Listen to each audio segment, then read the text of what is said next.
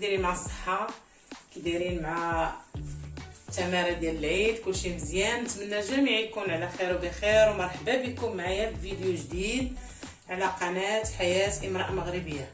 كيف ما كتلاحظوا معايا اليوم غادي نقدم لكم واحد القرص او قريشلات، كل واحد كيفاش كيسميهم.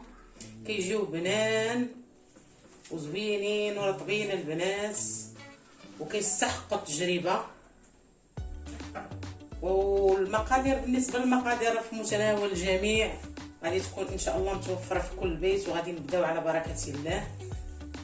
المهم كنحتاجو في القرص ديالنا او القريشلات، المرحله الاولى كنحتاجو فيها نص لتر ديال الحليب دافي، وكنحتاجو معلقه ديال الزبده اللي كنضيفوها لهذا الحليب الدافي كما كتشوفوا معايا. كناخذوا الخلاط الكهربائي ديالنا،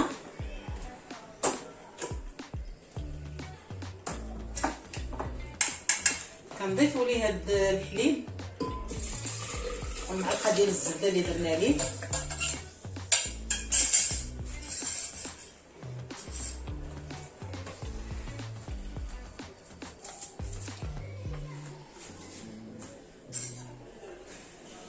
كنضيفوا زلافه ديال الفورص ما يعادل 2 كيسان ديال العنبه اولا 250 غرام ديال الدقيق فورص. كنحتاجو 2 معالق ديال بودره حليب بودره اولا نيدو، معلقه كبيره ديال الخميره ديال الخبز ديال الدار، معلقه صغيره ديال الملحه،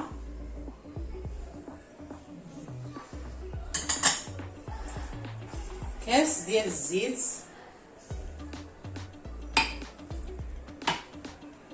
كاس ديال السنيده، ساشيه ديال الفاني،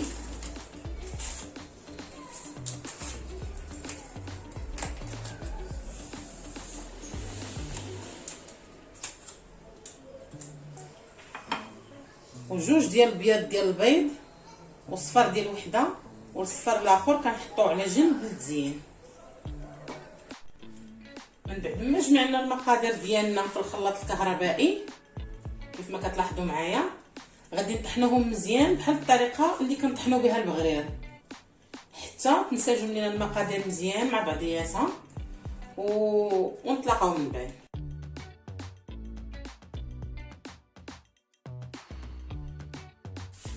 كيف ما كتلاحظوا معايا المقادير ديالنا طحناها مزيان في الخلاط، وغادي نوضعها في العجانه. يمكن لكم نتوما الا ما بغيتوش توضعوها في العجانه توضعوها في في زلافه، ولا تخليوها نيت في الكاس ديال هذا.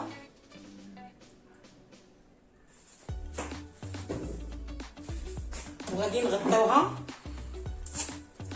بالبلاستيك الغذائي، وغادي نخليوها واحد المده ديال 10 دقائق اولا ربع ساعه باش تخمر لينا الخميره اللي درنا. وهكا كتكون النتيجه زوينه وما ترجعوش فيها، وكتجي ممتازه. كنوضعوها واحد 10 دقائق ولا ربع ساعه على جنب صافي، وكنخليوها تختمر مع بعضياتها. دازت 10 دقائق وانسجمت لينا المقادير مع بعضياتها كيف ما كتشوفوا. غادي نوضعوها في العجانه ديالنا،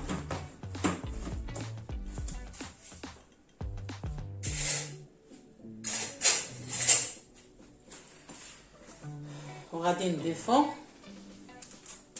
زلافه ديال الفينو او ما يعادل 2 كيسان ديال العنبه ديال الفينو،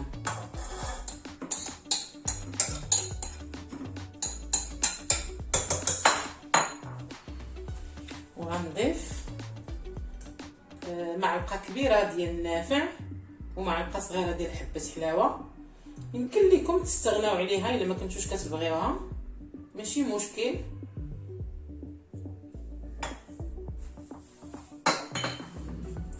وكنضيف خماره.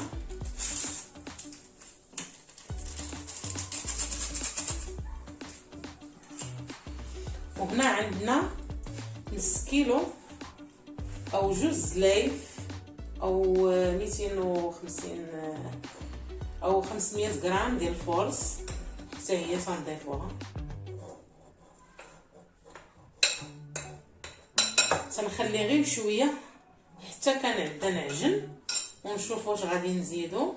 كما قلت لكم بالنسبه لنص كيلو ديال الفورص ما كنديروش كامل حتى نشوف واش نزيد ولا لا.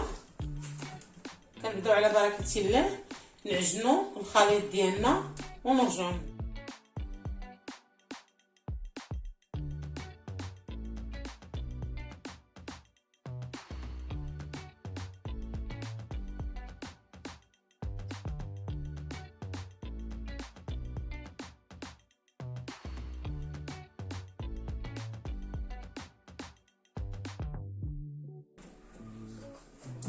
كما كتلاحظوا معايا مازال خاصنا الدقيق، غادي نزيدو الدقيق ديالنا.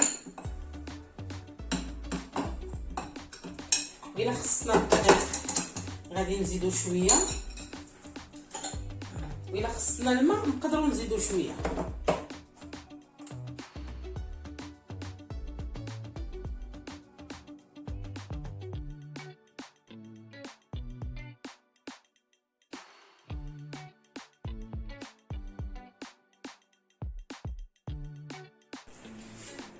كيف ما كتشوفوا معايا هذا هو القوام ديال العجينه ديالتنا. واحد القضيه البنات، ملي تكونوا كتضيفوا في الزلايف الجوج الاخرين ديال الفورص حاولوا ما امكن ضيفوا غير بشويه بشويه حتى تحصلوا على هذا القوام. كاين المره اللي الفورص ديالنا كيكون يشرب على حسب النوعيه ديالو. هذا هو القوام ديال العجينه ديالتنا، كتجي كتلصق على هذا الشكل كيف ما كتشوف. خاصها تبقى بحال ما هكايا باش تجينا خفيفه من الداخل. خاصها تبقى على هذا الشكل كيف ما كتشوفوا معايا، خاصها تبقى على هذا الشكل. صافي كنشدوها وتنغطيوها وكنخليوها هنايا في هذا الاناء ديال العجانه حتى كيتضاعف لينا القياس ديالها. كنغطيوها بالبلاستيك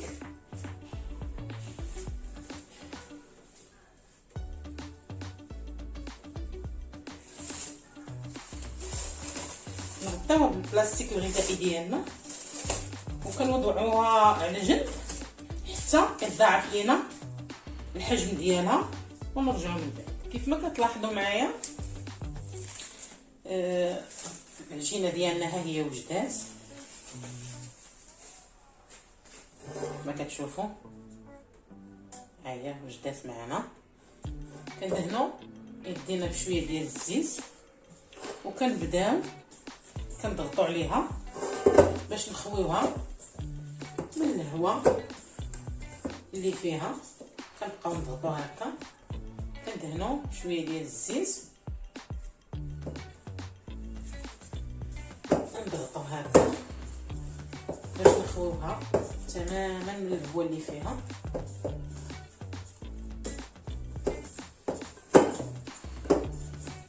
على هذا الشكل.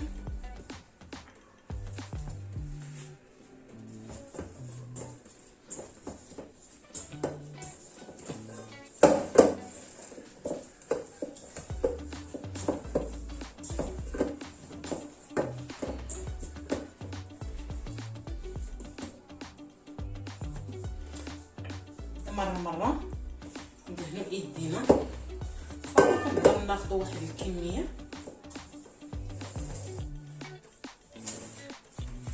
كناخدو صفيحة تكون مدهونة بالزيت. دائما كنستعملو بالزيت. صافي كنبقاو نديرو بحال هكايا وتنديرو ليها بحال الشكل اللي كنبغيو نصاوبو المسمن.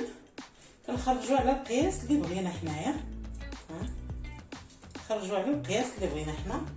صافي كنحطوها في الصفيحه وما تنوركو عليها ما حتى شي حاجه، حيت العجينه كتكون ديجا مرخوفه، هي كتهبط راسها. ونحاولوا ما امكن نبعدوا على بعضياتها.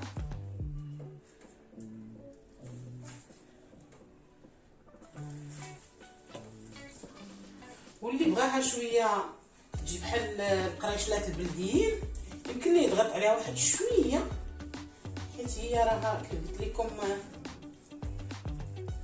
مرخوفه العجينه. صافي نحاولوا نخرجوا نفس القياس باش نحافظوا على المنظر ديالها باش يجي زوين.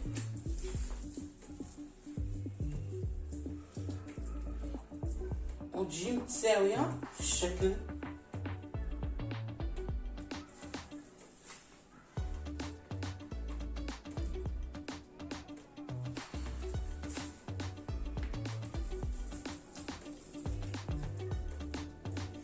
دائما استعملوا بالنسبه للزيت باش ما تلصقش لكم في يديكم، حيت كتكون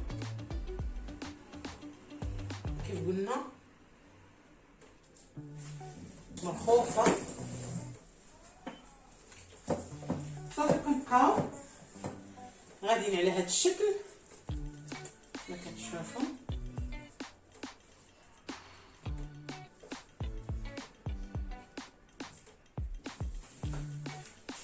حتى كنكملوا الصفيحه ديالنا.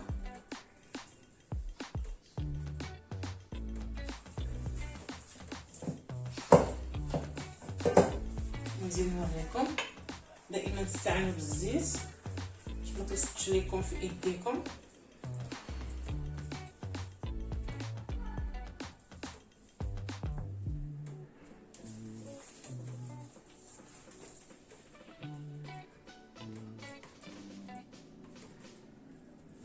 حاولوا نبعدوا على بعضياتها البنات باش تجينا.